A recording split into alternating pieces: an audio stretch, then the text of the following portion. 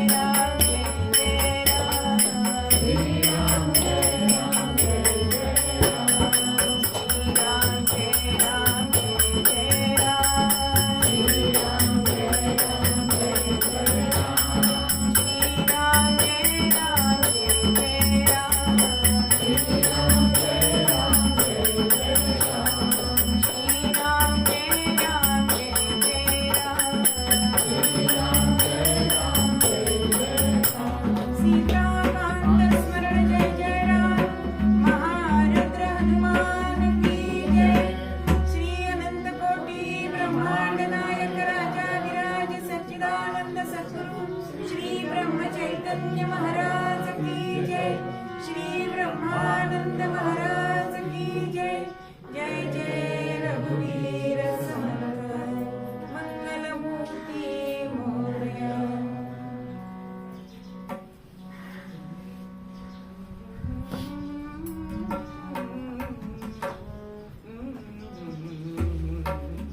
नाम संकीर्तन साधन पैसुरे नाम संकीर्तन साधन पैसुरे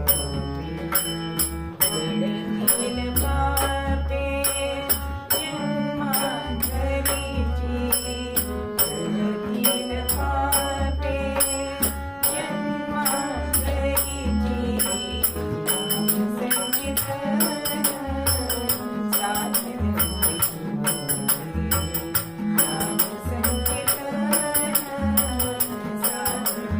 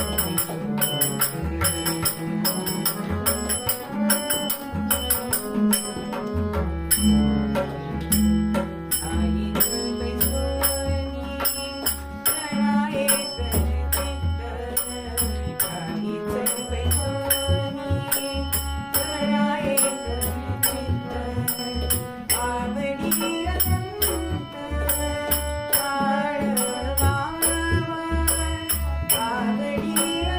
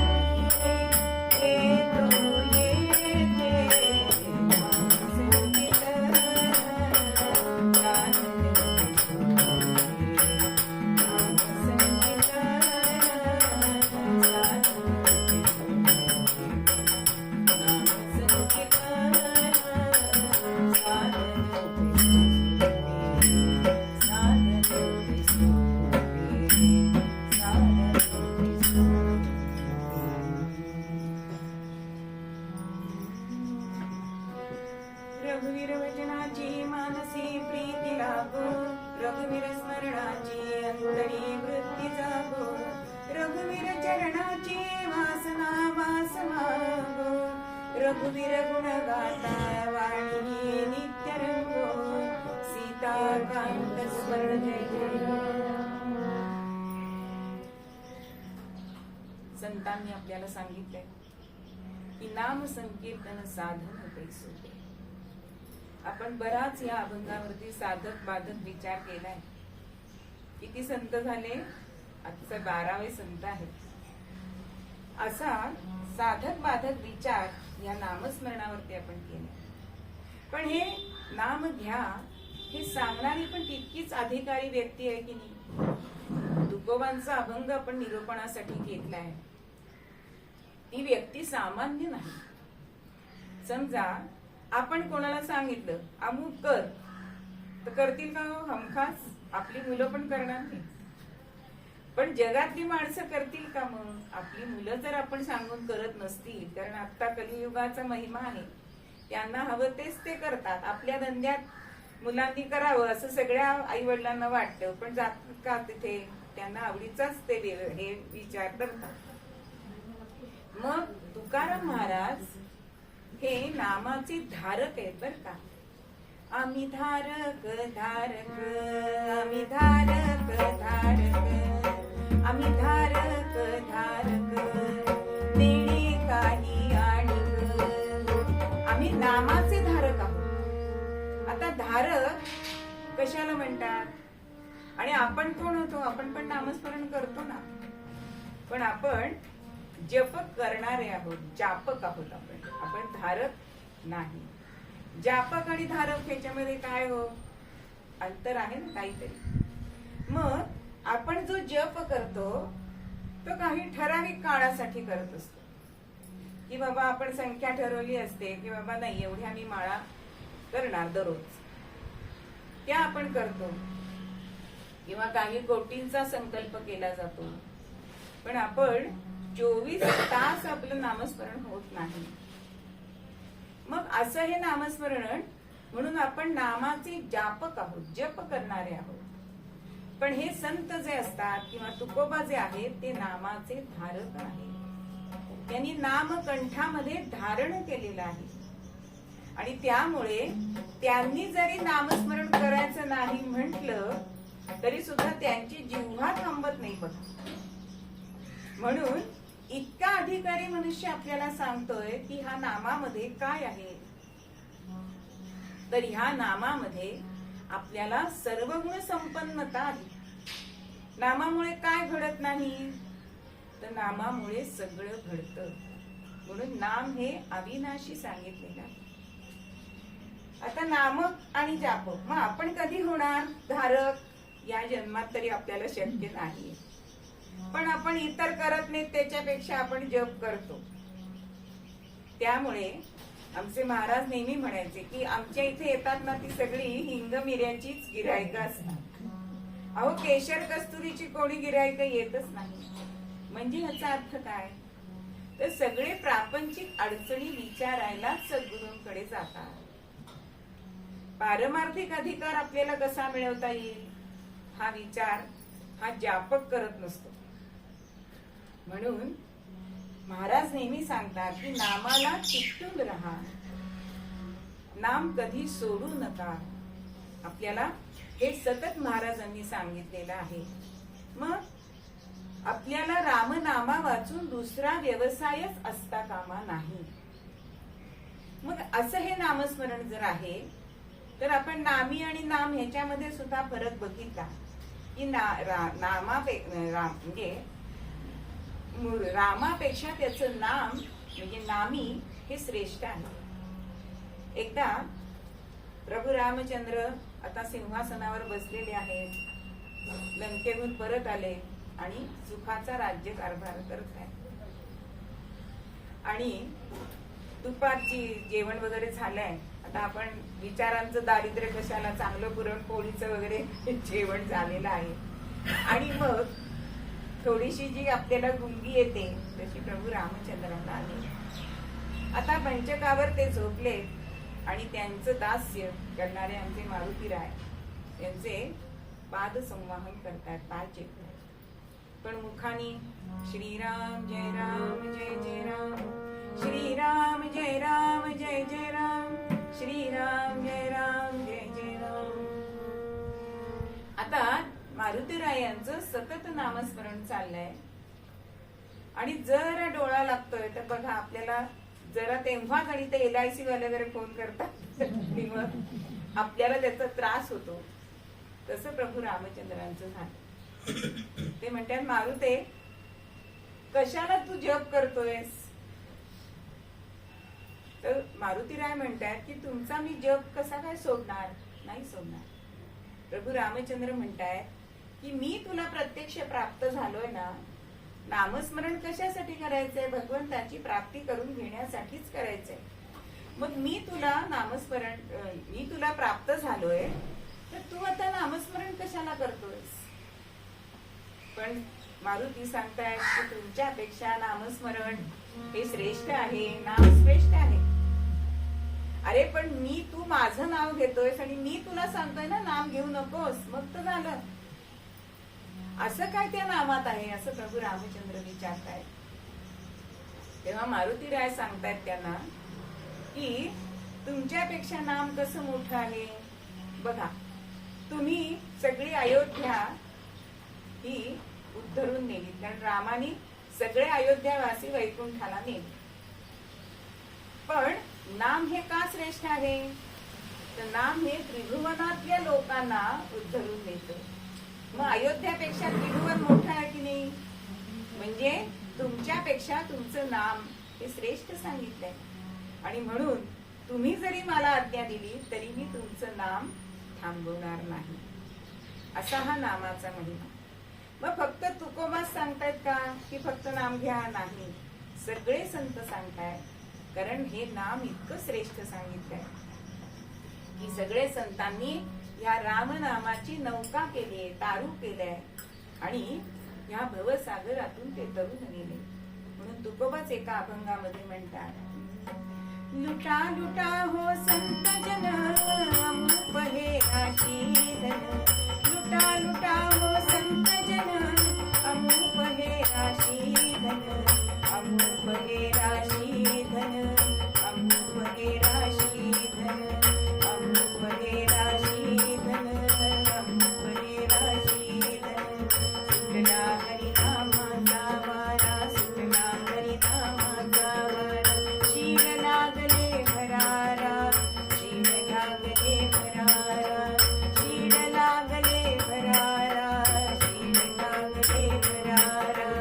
हैया हैया हो हैया, हैया हैया हो हैया. बघा, रामनामाचं तारू केलंय. तारू म्हणजे बोट, नौका.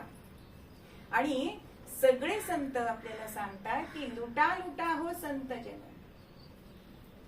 बघा, आपण पूर्वी म्हणजे पूर्वीच्या काळी आमच्या आजीच्या वगैरे ह्याच्यात आपण संक्रांतीला काही वस्तू लुटत असो.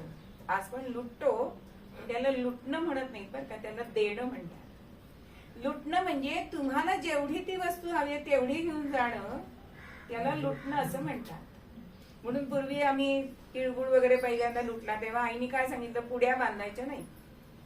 ज्याला जेवढा, समजा तुम्ही तिथे पिशव्या ठेवले, 2 पिशव्या एकाने घेतल्या तरी तुम्ही बोलायचं नाही, किंवा अगदी 1 चमचा हातात घेऊन घेतला तरी तुम्ही बोलायचं नाही. त्याला लुटणं म्हणतात. मग असं हे रामनाम हे संत लुटतायत आहो.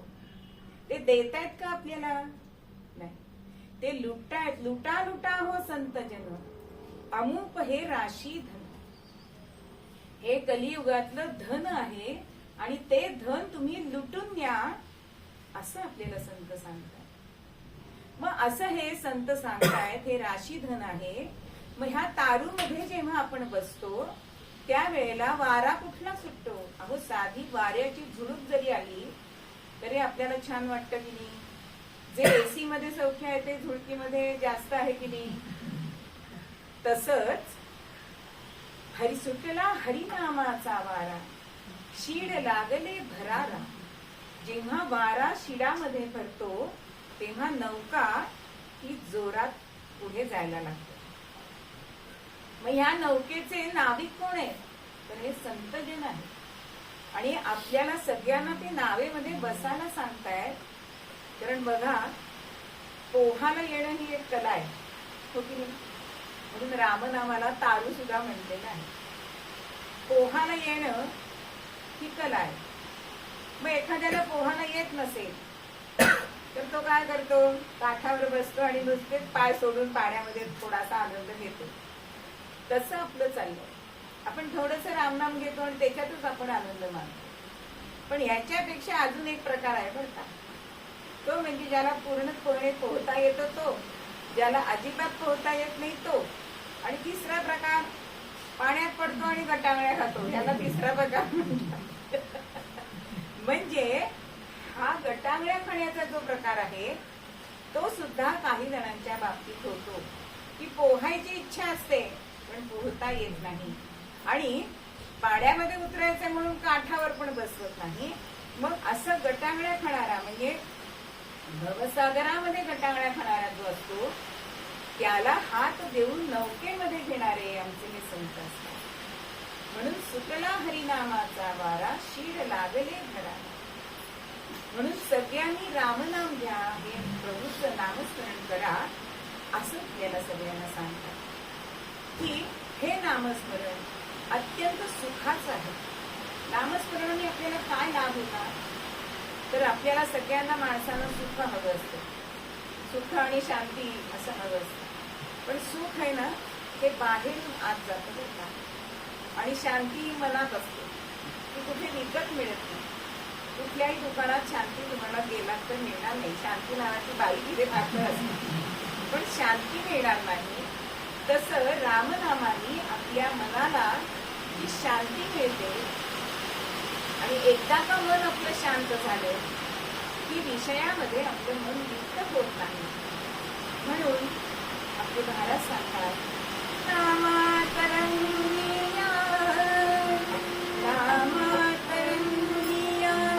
व्यवहारी भोग सर्व सेवा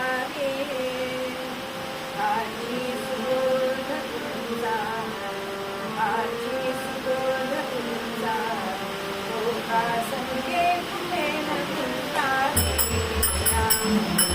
राम राम हरे हरे राम राम राम राम हरे हरे राम राम राम राम रघुत्तम राम. जसं आपण म्हटलं की नामात तुम्ही रंगून जा. आपण म्हटलं की रामनामामध्ये एकदाच तो रंगला, तो रंग कधी विकत नाही. आज आपल्याला पूर्वरंगाची एकंदर 12 दिवसाची परिस्थिती घ्यायची की सगळे 12 दिवस कोणी आले असतील नसतील त्यांना थोडासा अर्थ मग कळला पाहिजे. मग हरिनामाचा जो रंग आहे तो जर एकदा आपल्या मनावर चढला तो कधी विकत नाही. हरिनाम हे श्रेष्ठ सांगितलंय. कसं श्रेष्ठ सांगितलंय? एक ऋषी समुद्राची पूजा करत होते, आणि समुद्राची पूजा करत असताना प्रत्यक्ष समुद्रावर तिथे प्रकट झाले, आणि ते म्हणतायत की मी श्रेष्ठ नाहीये, मला उल्लंघून जो गेला तो मारुती श्रेष्ठ आहे, माझ्यापेक्षा तुम्ही मारुतीची पूजा करा. आता म्हणून ते ऋषी गेले मारुतीरायांकडे. मारुतीरायांचं पूजन करायला लागले. मारुतीराय म्हणतात, माझं पूजन तुम्ही का करता?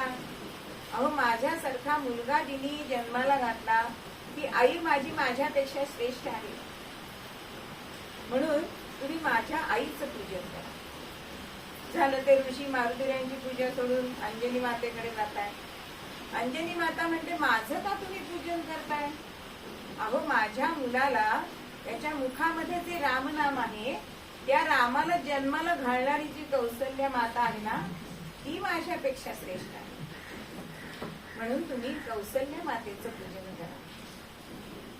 कौसल्या माता म्हणते, तिथे तिचं पूजन करायला ते ऋषीवर येतात, आणि ती म्हणते, माझं पूजन करू नका, तर माझ्या रामरायाचं तुम्ही पूजन करा, कारण मी जरी त्याला जन्म दिला असला तरी सुद्धा तो श्रेष्ठ आहे. म्हणून रामाची पूजा करायला ते ऋषीवर जातात. पण राम म्हणतात की माझ्यापेक्षा समुद्र ज्यांनी गिळला ना ते अगस्ती ऋषी श्रेष्ठ आहेत, तुम्ही त्यांचं पूजन करा. बघा ही साखळी कशी चालली आहे. म्हणून ते ऋषी अगस्ती मुनींचं पूजन करायला जातात. आता अगस्ती म्हणतात मी जरी समुद्र गिळला असला तरी ते कशाच्या बलावर, मी रामनाम घेतलं म्हणून मी तो समुद्र गिळू शकलो. म्हणून शेवटी रामनाम हे श्रेष्ठ आहे. म्हणून रामनाम घ्या. म्हणजे नाम आणि भगवंत ह्याच्यामध्ये जोडणारी जो दुवा आहे ना ती साखळी आहे, ती नाम आहे. भगवंत आणि नाम ह्याच्यामध्ये, कारण नाम हे साध्य पण आहे आणि साधन पण सांगितलं. जसं ते साधन आहे तसं ते साधन त्याने मनापासून करावं लागतं, असं ते साधन आहे. म्हणून हे नामस्मरण जर आपण सतत केलं तर, कारण हे नाम आहे ते अविनाशी सांगितलं. म्हणून नाम आहे अविनाशी, नाम आहे तुझे पाशी, नाम आहे अविनाशी, नाम आहे तुझे पाशी. म्हणून दिन रात्री घ्यावे सतत, म्हणून दिन रात्री घ्यावे सतत. नाम हे अविनाशी आहे आणि ते तुझं तुझ्या जवळच आहे. बघा दिवे गेले की पूर्वीच्या काळी, आता बॅटरी असतात मोबाईल मध्ये, पण पूर्वीच्या काळी दिवा लावत असत. मग हा दिवा 2 खोल्यांच्या मध्ये उंबरठ्यावर ठेवला जायचा. त्याचं कारण काय आहे तर दोन्ही खोल्यांमध्ये प्रकाश पडावा. मग आपल्या आयुष्यामध्ये 2 खोल्या कुठल्या आहेत तर प्रपंच आणि परमार्थ ही 2 दालनं आपल्यामध्ये आहेत. मग नामस्मरणाचा दिवा जर आपण मधल्या उंबरठ्यावर, आणि हा दारवंटा हा नरदेह आहे बरं, म्हणून ह्या दारवंट्यावरती नामस्मरणाचा जो दिवा आपण लावला तर प्रपंच पण आपण साधू शकतो आणि परमार्थ सुद्धा साधू शकतो. हे आपल्याला संत सांगतात. कुठल्याही संतांनी आपल्याला संसार सोडा असं सांगितलं नाही. म्हणजे अगदी रामदासांनी सुद्धा स्वतः प्रपंच केला नाही, पण प्रपंच करावा नेटका मग घ्यावे परमार्थ विवेका असं सांगितलंय की नाही. कारण हा प्रपंच सामान्य मनुष्य सोडू शकत नाही, पण त्याच्यामध्ये राहून तो नामस्मरण कसं करेल ह्याचा विचार संत सगळे करत असतात. कारण बुडते हे जन न देखवे डोळे. म्हणून सगळ्या संतांना असं वाटतं की सगळ्यांनी नामस्मरण करावे. नामस्मरणाने आपला जीव उद्धरून जातो. म्हणजे मनुष्य देह मिळणं ही भगवंताची कृपा आहे, पण सद्गुरूंकडनं नामस्मरण मिळणं ही परम कृपा आहे. आणि ह्या कृपेस जर आपण पात्र व्हायला हवं असेल तर नामस्मरणासारखं साधन नाही. बघा तुम्ही कितीही डब्यात साखर ठेवा, गुळ ठेवा, त्या मुंग्यांना कोणी सांगायला येतं का ह्या डब्यात साखर आहे, त्यांना वाचता येत नाही, साखर लिहिल्या येते, पण त्यांना कळतं की नाही. कसं कळतं त्याची गोडी त्यांना आहे. मग आपण जर हे मधुर असणारं नाम जर आपण घेतलं तर आपल्याजवळ कुठल्या मुंग्या येणार आहेत. आपण जर गोड झालो नामानी तर सद्गुरू आपल्याकडे चालत येतात, पण त्याचा अनुभव आपण घ्यायला पाहिजे. म्हणून हे नामस्मरण आपण सतत घ्यायचं आहे आणि त्याचं जे अविटत्व आहे ते आपण कधी विसरायचं नाही. एकदा महाराजांना एक शिष्य त्यांचे पाय चेपत होते आणि महाराज म्हणजे तुमचं वय झालं तरी पोटऱ्या का हो घट्ट तुमच्या सही पडता अंग. म्हणे अरे ज्यांना ज्यांना मी अनुभव दिलाय त्या लोकांनी ते नामस्मरण घेतलं नाही ना ते नामस्मरण मला करावं लागतं. आणि म्हणून ते नामस्मरण करतो आणि नामस्मरणाने माझ्या पोटऱ्या घट्ट झाली. बघ माझ्या पोटरीला कान लावून. आणि खरोखरच त्या साधकाने महाराजांच्या पोटरीला कान लावले तर त्यांना श्रीराम जय राम जय जय राम हे नामस्मरण ऐकायला आलं. असं नामस्मरण करावं की आपल्याला भगवंत विसरता कामा नये. आपण विसरलं तरी चालेल, पण भगवंतानी आपल्याला विसरायला नाही पाहिजे. अहो, आपण साधं रस्त्याने जातोय आणि एखाद्या माणसाला आपण नावाने हाक मारली, आपल्याला पाठीमागनं वाटतं की मी एखादी हीच व्यक्ती वाटते, पण असते ती दुसरी. पण तुम्ही नावाने हाक मारलं तर ती व्यक्ती बघते की मी मागे, जरी तिचं नाव नसलं तरी सुद्धा बघते की कोण हाक मारतं. मग सामान्य मनुष्य जर नावाने हाक मारलं तर ऐक बघतो, मग भगवंताचं नामस्मरण आपण केल्यानंतर तो बघणार नाही का आपल्याकडे? खचितच बघणार. म्हणून भगवंत आणि संत आपल्याला सांगत असतात, तुम्ही 1 पाऊल पुढे या, मी 10 पावलं पुढे येतो.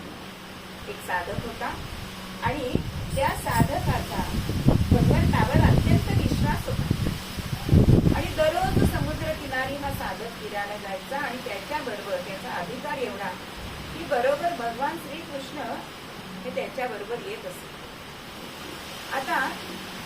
आता समुद्रावर जात असत त्यामुळे वाळूमध्ये ह्याची 2 पावलं आणि भगवंताची 2 पावलं अशी किंमत बसत होता. बरेच दिवस असं झालं आणि एक दिवस असं झालं की 2च पावलं दिसतायत.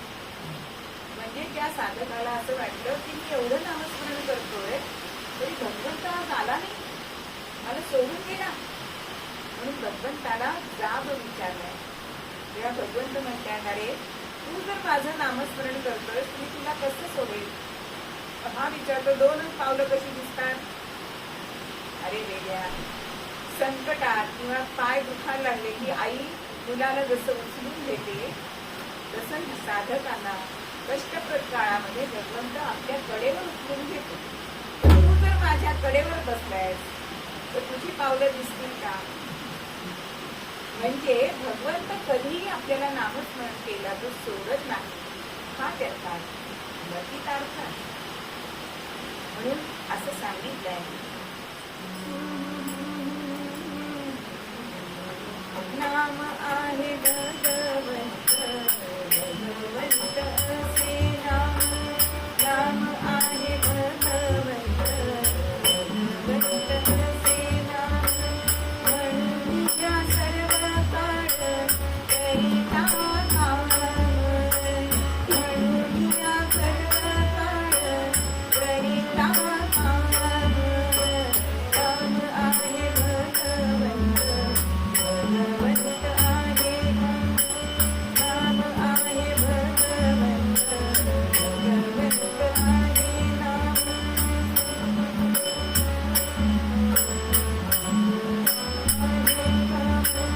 नाम आहे निर्गुण, नाम आहे सगुण, नाम आहे सगुण, नाम आहे निर्गुण. राम नामची आहे सुखाची खाण, राम नामची आहे सुखाची खाण. नाम आहे भगवंत, भगवंत आहे नाम, नाम आहे भगवंत.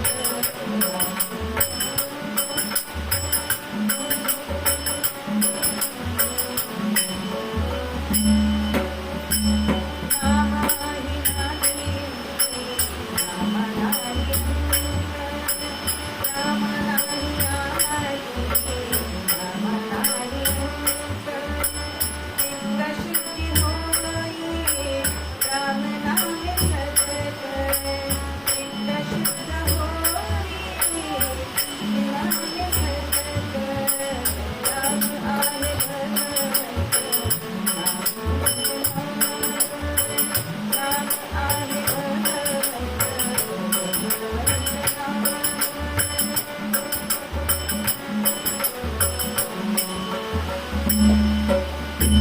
नाम नाही रूप, नाम नाही आकार, नाम नाही रूप, नाम नाही आकार. नाम घेता होई समरोत साकार, नाम घेता होई समोर साकार. नाम आहे भगवंत,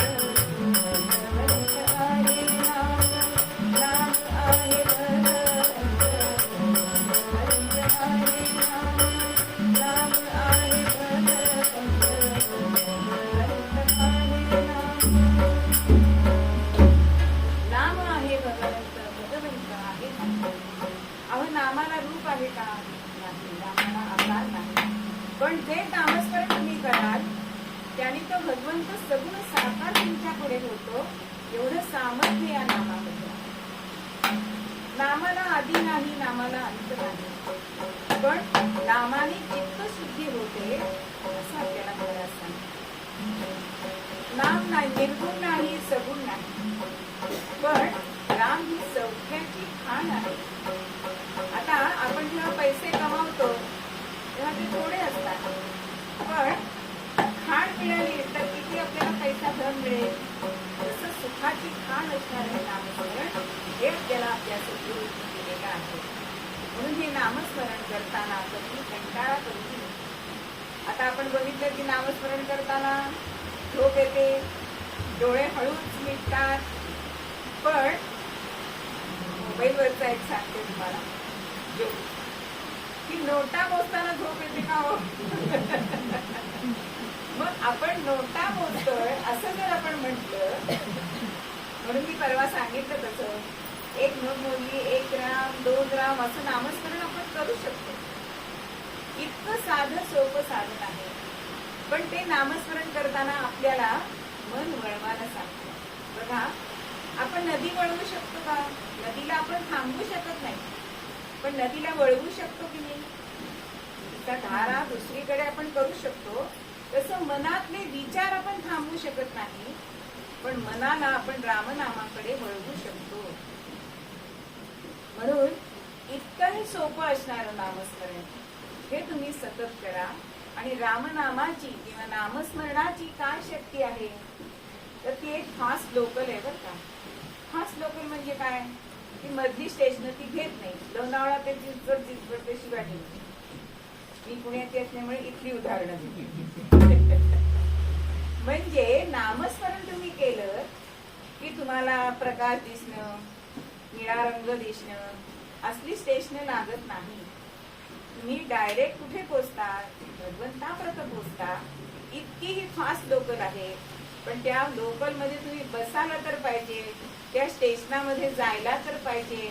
म्हणून हे स्टेशन कुठलं आहे तर संत संगती हे स्टेशन आहे. आणि या संत संगतीच्या स्टेशनवर ही नामाची गाडी येते आणि ती आपल्याला घेऊन जाते, ती भगवंतापर्यंत घेऊन जाते. असं हे नामस्मरण सांगितलेलं आहे. म्हणून आपल्या मनाला वळवा. कारण तुका म्हणे सोपे आहे सर्व. आज अभंगाचा शेवटचा दिवस आहे, त्यामुळे शेवटचं कडवं घेते की तुका म्हणे सोपे आहे सर्व. सगळे आपण भगवत प्राप्तीचे मार्ग बघितले, पण सगळ्यामध्ये श्रेष्ठ आणि सोपा असलेला मार्ग म्हणजे नामस्मरण आहे. म्हणून शहाणा तो धनी घेतो येते. आता धनी म्हणजे मराठीतला धणी, धणी हा शब्द आहे बरं का तिथे. मग धणी म्हणजे काय? तृप्त होणे. आपण जेव्हा बोर्डन करतो तेव्हा आपण त्या कुमारिकेला काय विचारतो? घायलीस का असं विचारतो ना. म्हणजे मनामध्ये तू तृप्त झालीस का? तसं तुकोबा सांगताय की जो मनाने तृप्त होईल किंवा मनाने तृप्त असेल तोच हा खरं नामस्मरण सारखं साधन उपयोगात आणेल. म्हणून तुका म्हणे आहे सोपे सर्वाहुनी, शहाणा तो धनी घेतो येते. आणि हा जो धनी आहे तोच खरा भाग्यवंत आहे असं आपल्याला मूळ पद्यामध्ये तुकोबा सांगताय.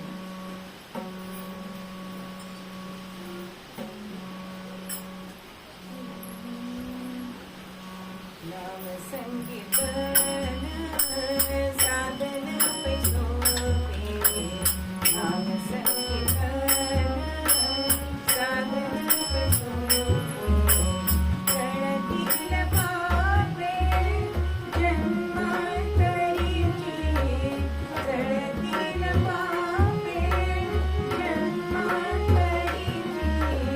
जन्मांतरीची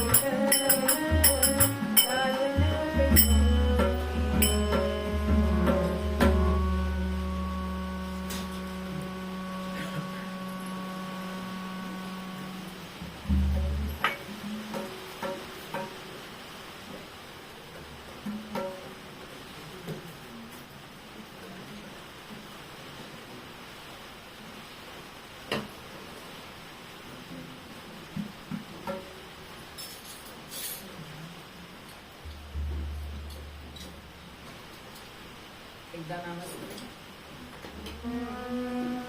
करूया घोष नामाचा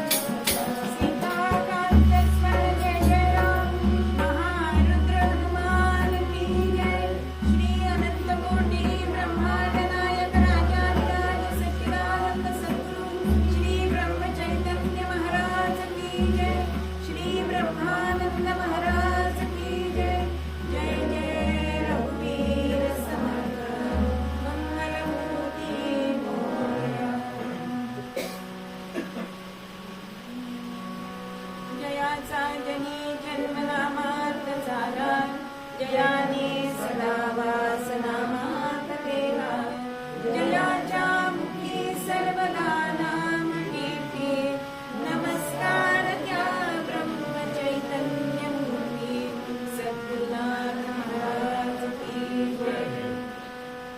वेगवेगळ्या यातीतले आपण संत बघितले. गोळी माळी वणीच तुम्हार अंत्य नाही नापित श्री शूद्रादिपनीच चांभार. काल आपण शिंपी बघितले. आता ब्राह्मण यातीमध्ये जन्माला आलेले आणि ज्यांना नामावतार असं म्हणतात ते आमचे गोंदवलेकर महाराज. पण त्यांचं आज चरित्र बघायचंय. आणि आज गोंदवलेहून एक व्यक्ती आले बरं. खूप आनंद झालाय.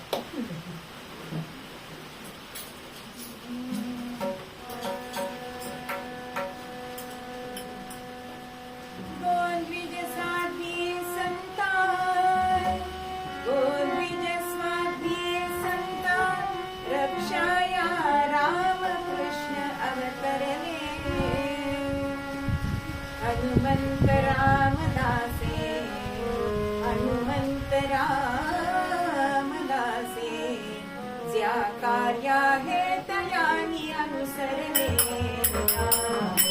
राम राम हरे हरे राम राम राम राम हरे हरे राम राम राम राम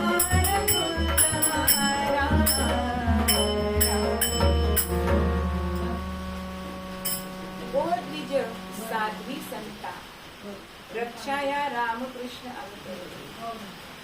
हनुमंत समर्थ यांनी जे कार्य केलं ते कार्य पुढे नेण्यासाठी म्हणून त्यांचा अवतार झाला असे आमचे ब्रह्मचैतन्य.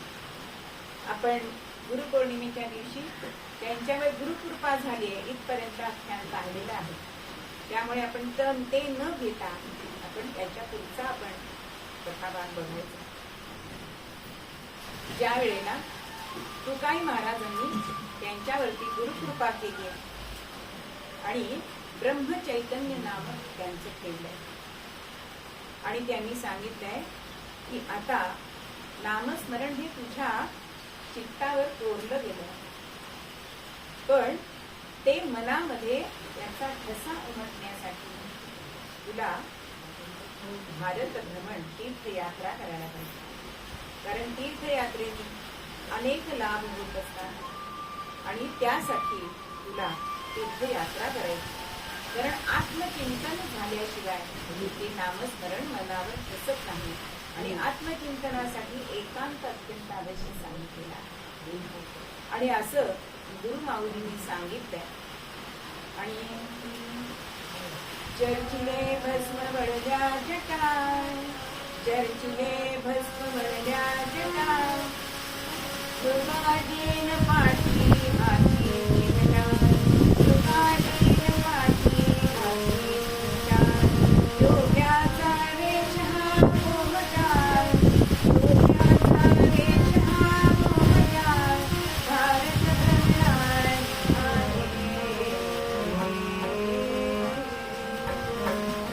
सर्व मला भस्म चर्चेने जटा बांधली आणि हातामध्ये चिमटा घेतलाय, योग्याचा वेश केलाय, आधीच रूप सुंदर, तारुण्याचं वय 15-16 वर्षाचे महाराज गुरुकृपा झाले तेव्हा होते. आणि मग गुरु माऊलीने उमरखेडला त्यांच्या गुरूंकडे नेलंय, म्हणजे आजोळ गुरु. तिथे त्या समाधीशी त्यांनी आपल्या भक्ताला तिथे शिष्याला आणलंय आणि सांगितलंय, बाळ चरणावरती घराला आणलं, त्याच्या हातून कार्य होऊ दे. कारण तुकामाईंनी सांगितलं होतं की माझा बौभाटा करायचा नाही, जे समर्थांनी कार्य केलं तेच तुला करायचंय, म्हणजे रामनामाचा प्रसार आणि प्रचार हे तुला करायचं. आणि महाराज निघाले. महाराज पदभ्रमण करत करत 2 वर्षे जवळजवळ एका जंगलामध्ये एका गुहेमध्ये थांबले. त्यानंतर काशी ठिकाणी गेले, अयोध्येला गेले. अनेक मंडळी त्यांना भेटतायत, अनेक प्रकारचे प्रसंग त्यांच्या जीवनामध्ये येत आहेत. जसं समर्थांनी माऊलींनी प्रेत जसं उठवलं होतं, तसं आमच्या महाराजांनी सुद्धा काशी क्षेत्री एका पुरुषाला उठवलेलं, आपल्याला या रामनामाच्या उठवलेलं होतं. इंदा श्रीराम श्रीराम म्हटलंय आणि मुखामध्ये तीर्थ घातलंय. आणि तो मनुष्य होता होता नैमिषारण्यामध्ये गेले. कित्येक लोक भेटतायत, काही जणांनी त्यांना महंत केलंय. महंत म्हणजे काय, त्यांच्या खाली अनुयायी म्हणून राहणं, त्याला महंत असं म्हणतात. मग असे महाराजांना महंत करून सुद्धा अनेक अनुयायी त्यांना या पदभ्रमणामध्ये भारत भ्रमणामध्ये मिळाले. होता होता ते प्रयागला गेले, कलकत्त्याला गेले. आणि एक व्यापारी अत्यंत श्रीमंत होता, पण श्रीमंती असली तरी सुख नव्हतं. आणि महाराजांना त्यांनी आपल्या घरामध्ये आणले. मायलेकांनी त्यांची पूजा केली, काही प्रश्न विचारले. आणि मग महाराजांवरती इतके ते प्रसन्न झाले, म्हणजे की ते व्यापाऱ्यांना असं वाटलं की या योग्यासाठी आपण काय करू शकतो. म्हणून महाराजांना त्यांनी विचारले, तुम्ही तुमच्यासाठी काय करू. तेव्हा ते म्हणतात की फकीर, मला काय करायचंय, पण तुम्हाला करायचंच असेल, कारण पुन्हा पुन्हा तेच म्हणते व्यापारी म्हणतात. म्हणून महाराज त्यांना सांगतायत की तुम्ही हरिहाट म्हणा. मग हरिहाट म्हणजे काय, हरिनामाचा बाजार हा 7 दिवसाचा असतो. आणि तिथे हरिप्राप्तीसाठी यज्ञ यागादी कर्म आहेत, अनुष्ठान आहेत, तप आहे, भजन आहे, नामस्मरण आहे, कथा कीर्तन आहे, असे प्रत्येक भगवत प्राप्तीची जी साधनं सांगितले की तिथे 7 दिवस सतत अविरत होत असतात. आणि अन्नदान हे त्या ठिकाणी होत असते. 24 तास हे अन्नदान तिथे चालू होते. म्हणजे त्या काळामध्ये त्या हरिहाटाला 25,000 खर्च आला. पण या हरिहाटामध्ये महाराज जातीने उभे होते आणि सगळं चाललंय की नाही, सगळं याचा अर्थ जास्त करून नामस्मरण चाललंय की नाही हे बघण्यासाठी महाराज उभे असत. आणि ते सांगत होते, मांडिला नामाचा बाजार, मांडिला नामाचा बाजार,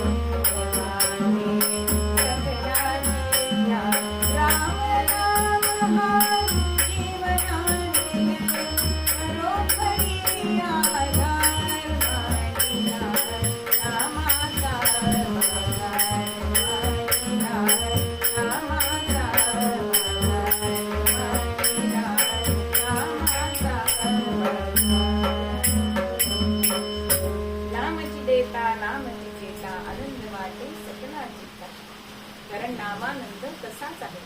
कुणीही यावे कुणीही घ्यावे, राम नाम हे अमृतच आहे. राम नाम कसं आहे तर आनंद आहे, जीवनातला आधार आहे असं महाराज सांगतात. आणि हा हरिहाट जो त्यांनी केला, तिथली पंचक्रोशीतली लोक म्हणतात की असा हरिहाट जवळजवळ 50 वर्षात तरी झाला नाही. इतकं अन्नदान, इतकं नामस्मरण, इतकं हरिप्राप्तीची साधनं असं पुढे नाही महाराज. कारण गुरूंनी सांगितलंय की भारत भ्रमण तीर्थयात्रा झाली आहे, ती घरी जायचंय आणि गृहस्थाश्रम आचरण करायचं. आणि जवळजवळ 9-1 वर्षांनी महाराज परत गोंदवल्याला येत आहे. गोंदवल्यामध्ये आले, पण वेश होता तापसाचा, योग्याचा, वैराग्याचा. आणि मारुती मंदिरामध्ये महाराज उतरले. गोसाव्यांचा मेळा जमला, गोंदवल्याला तळपडला. गोसाव्यांचा मेळा जमला, गोंदवल्याला तळपडला. अलख निरंजन जय झाला, अलख निरंजन जय झाला. तुम्ही पेटली रामधून अवघा आनंद झाला. तुम्ही पेटली रामधून अवघा आनंद झाला. विमळी चिमळी तशी कशी कटारीची साथीला. विमळी चिमळी गाडी कंजरी कटारीची साथीला. माता पिता दूध देखिले मनात ते बंदिले. माता पिता दूध देखिले मनात त्याचे बंदिले. इष्टमित्रही सकलही आले, गुरुन त्यांना ओळखले. इष्टमित्रही सकलही आले, गुरुन त्यांना ओळखले. गुरुना त्यांना ओळखले.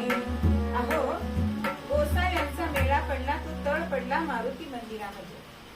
धुनी पेटले, रामनामाची धून आहे. आणि मोठ्या जल्लोषामध्ये अलख निरंजन असा नामघोष सुरू झाला. आता मोठे साधू वैरागी आले म्हणून गावकऱ्यांना कळल्याबरोबर दर्शनाला येतात. आता माता पिता सुद्धा आले, कारण गणूला घर सोडून जवळजवळ 9-10 वर्ष झाली. मुलाचा पत्ता नाही, एकुलता एक मुलगा.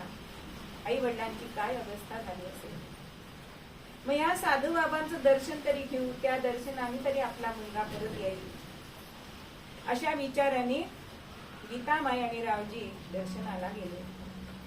महाराजांनी आपल्या माता पित्यांना ओळखले आणि मनातच वंदन केले. त्यांचे लहानपणीचे मित्र चिंटू बुवा वगैरे हे सगळे त्यांना बघितलंय, पण ह्या कोणी मित्रांनी ओळखलं नाहीये. आणि होता होता रात्र झाली आणि तिथेच एक तमाशाचा फळ होता. आणि गांजा आपल्याला या बैराग्यांकडे मिळेल म्हणून अण्णा पाटील म्हणून त्या गांजा मागण्यासाठी म्हणून या बैराग्यांकडे येत आहे. आणि त्यांच्या एकंदर लकबीवरनं, बोलण्यावरनं त्यांनी वाटलं की हा गणू एक काय आपला. आणि तुटक्या कानाची खूण, जेव्हा त्यांनी बिगबाळी दिली होती तेव्हा त्यांच्या कानाची पाळी फाटलेली होती वरची. आणि अण्णा पाटील म्हणतायत की उद्या सकाळ झाली की गीतामाईला सांगू की हाच तुझा गणू आहे. आता या अण्णा पाटलांनी आपल्याला ओळखलंय हे आमच्या महाराजांच्या लक्षात आलंय आणि रात्रीच तिथून निघाले. ते कुठे गेले? खानपुराला गेले, आपल्या सासूरवाडी. तिथे ही सगळी लोक त्यांचं दर्शन घेण्याला येत आहेत आणि त्याच्यामध्ये त्यांच्या सासूबाई सुद्धा. कन्या घेऊन येती सासूबाई.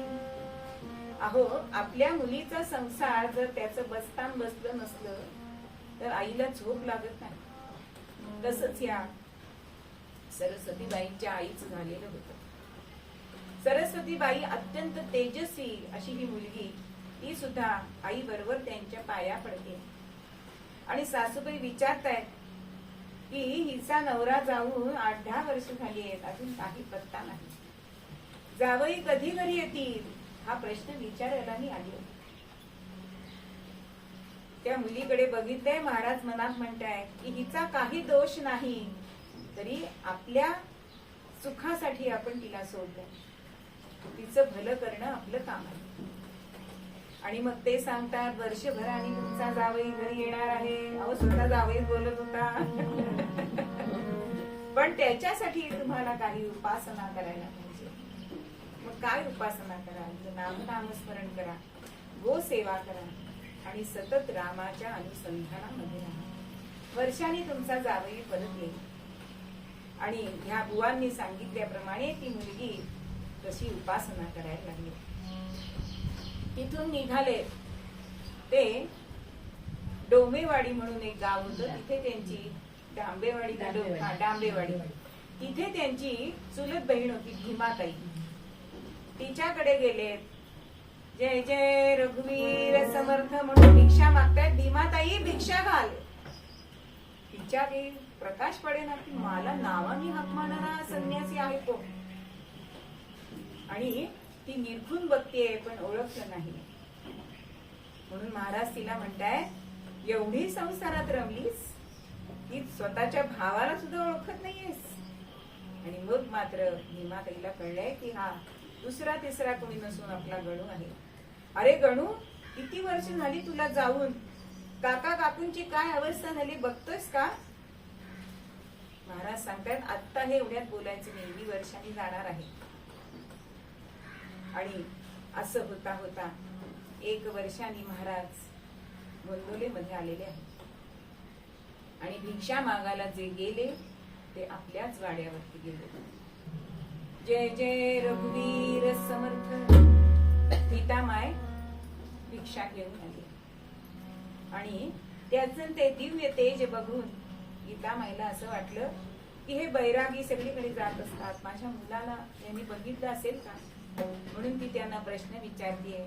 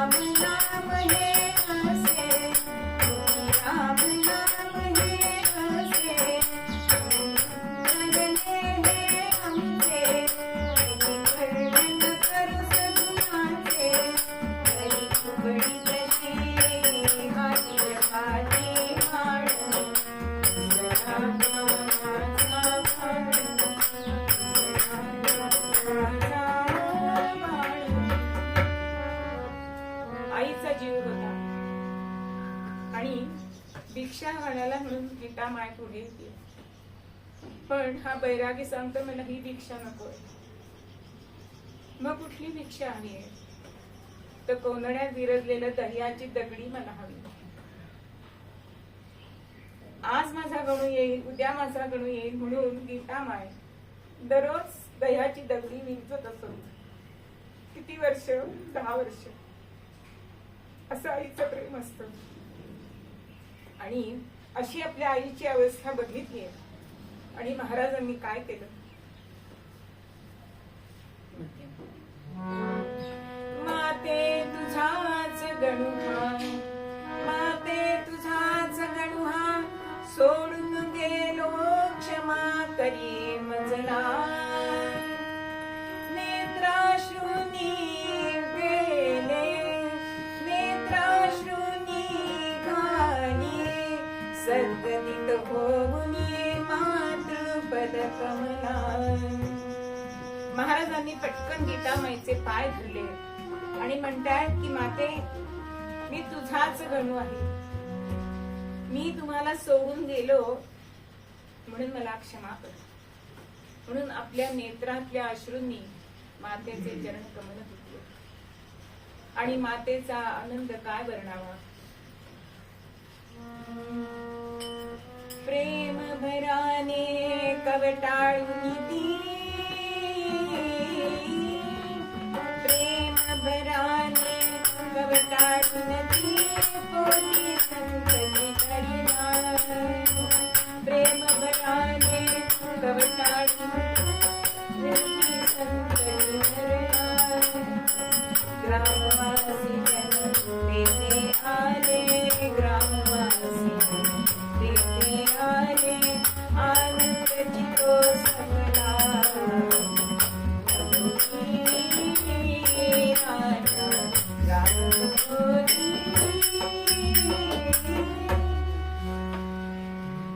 ही वार्ता हा मिनिटा गोंधुल्यामध्ये कळली. आणि महाराजांना सगळे भेटायला यायला लागले. आता थोड्या दिवसांनी आई म्हणते, आता गणू ह्या जटा उतर बर. आता जरा संसारात लक्ष घाल. गडीत थकले. आणि त्यांचं सगळं विधिवत तो जटाभार उतरवलाय. आणि खातवळला सासूरवाडी मुलीला घेऊन आले चुनेला. आणि सरस्वतीबाई गोंदवल्यामध्ये परत आली. आता सरस्वतीबाई आले आणि खरोखरच त्यांची पण तपस्या एवढी होती. आणि ह्या पत्नीला आपल्या गुरुमाऊलीच्या पाया पाडायला नेले.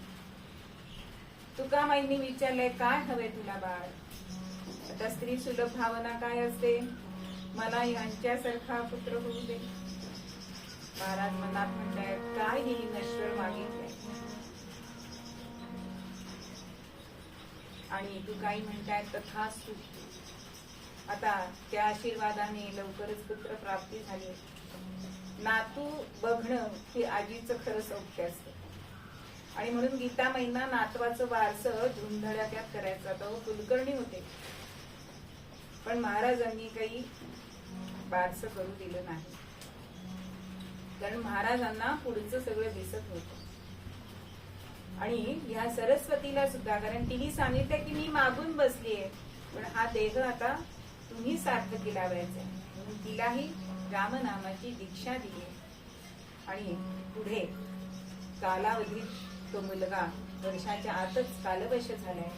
आणि काही दिवसांनी सरस्वतीबाईंचं सुद्धा निधन झालं. आणि ह्याचा सगळ्यांचा परिणाम म्हणजे रावजींचं सुद्धा हा आघात ते सोसू शकले नाही. आता सरस्वतीबाई जाऊन 3-4 महिने झाले. आणि गीतामाई सांगतायत की तू लहान आहे सारे, अवघं तुझं 30-32 वय आहे, तू पुन्हा लग्न कर. आता नाही म्हणणारे महाराज पण शेवटी गीतामाईंसाठी तयार झाले. पण अट घातली, मी मुलगी पसंत करीन. आणि आटपाडीची त्या 7 बहिणी होत्या. आणि त्यातली जी आंधळी होती ती मुलगी महाराजांनी पसंत केली. आणि घरी येऊन गीतामाईला सांगतायत की मुलगी पसंत केली आणि ती मुलगी अशी आहे तिच्याकडे डोळेवर बघून सुद्धा करून बघणार नाही. पण जेव्हा मुलगी पाया पडायला आली तेव्हा गीतामाई हात लावतायत की काय ही मुलगी पसंत केली. पण ह्याच्यात सुद्धा गणूचा काहीतरी दृष्टिकोन असेल म्हणून तिचं पण नाव सरस्वती सुखवलं. आज आपण त्यांना आईसाहेब असं म्हणतो. आता गोंदवल्यामध्ये काही काळ दुष्काळ पडलाय, सरकारी काम सुद्धा मिळेना.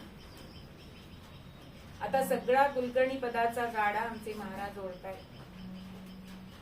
पण आता सगळ्यांना भाकरी द्यायची कशी म्हणून आपल्याच शेतामध्ये एक इकडे शेत एक इकडे शेत तर 150 बैलगाड्या महाराजांनी लावल्या आणि ह्या शेतातली माती त्या शेतात न्यायची. असं काम करून प्रत्येक कामगाराला, कारण फुकट दिलं की त्याची किंमत नसते आणि म्हणून महाराजांनी ते काम त्यांना सगळ्यांना दिलं आणि दररोज एक भाकरी आणि एक वाटी आमटी त्यांना दिली. आता जवळजवळ 150-200 लोकांना दररोज पोचायचं आहे. म्हणजे तिथल्या पंचक्रोशीतले श्रीमंत व्यापारी म्हणतायत कोण हा राजा आहे एवढा सगळ्यांना देतोय. आणि महाराज तिथे राहू लागले. जीवावर सुद्धा बेतलंय बरं महाराजांच्या, कारण इतके वर्ष ते नव्हते आणि एवढ्या संपत्ती आपल्याला मिळेल असं त्यांचं गणगोताला वाटत होतं आणि अचानक महाराज आले. त्यामुळे त्यांच्या जीवावर सुद्धा बेतल्याचे अनेक प्रसंग आपल्याला त्यांच्या जीवनामध्ये दिसतात. पण महाराजांच्या इथे कशाला कमी नव्हतं. मंगल कार्ये यांची चंद्रधानी, लग्न मंगल कार्ये यांची चंद्रधानी, कन्या पुत्रा नाही गणती, कन्या पुत्रा नाही गणती, विश्व कुटुंबची धनरे ऐसी सेवा करीती या जगती.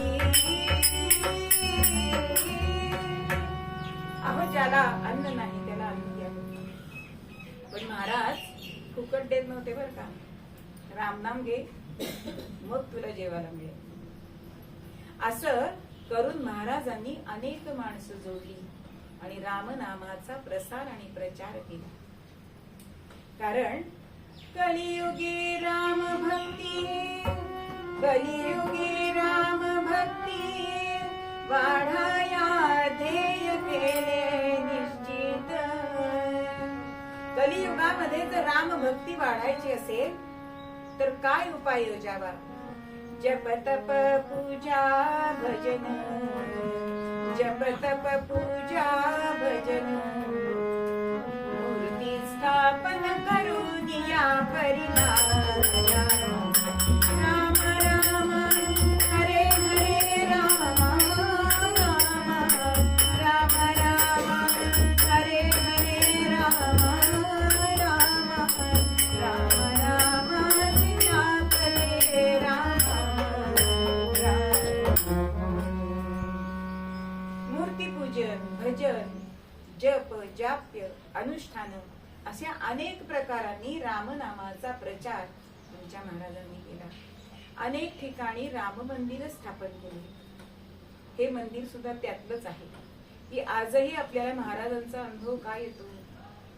आणि परवाच मला विनीत दादा सांगत होते की 50 वर्षापूर्वी त्या ग्रस्तांनी घेतलेली जागा महाराजांनी राम मंदिरासाठी जपून ठेवली. म्हणजेच हे रामनाम जे आहे ते रामनाम हे सतत तुम्ही कंठामध्ये धरा. म्हणून आमचे आनंद सागर एका पदामध्ये म्हणतात, स्वामी माझा पाहिला या माणगंगाती, सद्गुरु देविला या माणगंगाती, सद्गुरु देविला या माणगंगाती, माणगंगाती प्रभुहान गोदावले पुरी, स्वामी माझा देविला या माणगंगाती, स्वामी माझा देविला या माणगंगाती.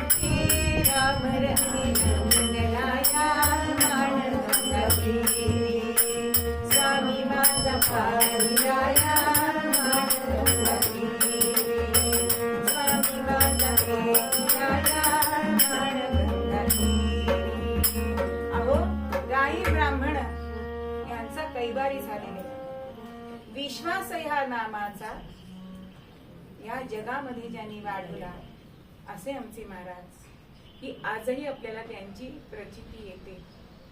म्हणून त्यांना नामावतार असं म्हटलं जातं. आणि जेथे आहे नाम तेथे माझा प्राण असं आपल्याला त्यांनी सांगून ठेवलंय. मग महाराज जर आपल्या जवळ हवे असेल तर आपल्याला काय करायला पाहिजे? तरच आपण धनी होणार आहोत, मनातनं शांत होणार आहोत. आणि हेच आपल्याला मूळ पद्यामध्ये तुकोबा सांगतात. नाम संकीर्तन